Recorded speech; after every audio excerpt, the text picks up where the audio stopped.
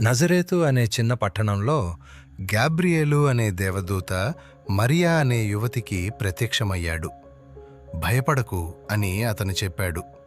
నీవు పరిశుద్ధాత్మ వలన గర్భం ధరించి ఒక కుమారుని కనెదవు, ఆయనకు యేసు అని పేరు పెట్టుదువు. ఆయన సర్వోన్నతుని కుమారుడని పిలువబడతాడు. మరియా భర్త అయిన యోసేపు నీతిమంతుడు. ఈ వార్తతో కలవరపడ్డాడు.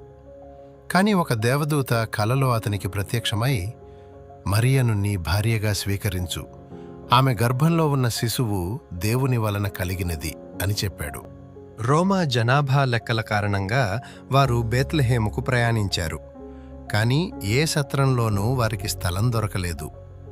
అత్యంత నిరాడంబరమైన ప్రదేశంలో గడ్డి మరియు నక్షత్రకాంతి మధ్య మరియా తన తొలిచూలు కుమారుని కని ఆయనను పశువుల తొట్టిలో ఉంచింది. ఆ రాత్రే తమ మందలను కాచుకుంటున్న గొర్రెల కాపరులు ఆకాశం దేవదూతల కాంతితో ప్రజ్వలించడం చూశారు. సర్వోన్నతుడైన దేవునికి మహిమ, భూమి మీద సమస్త మానవులకు శాంతి అని వారు ప్రకటించారు. కాపరులు బేత్లెహేముకు పరిగెత్తి నవజాత రాజు ముందు మోకరిల్లారు. తూర్పున జ్ఞానులు మరే నక్షత్రానికి సాటిరాని ఒక నక్షత్రాన్ని చూశారు.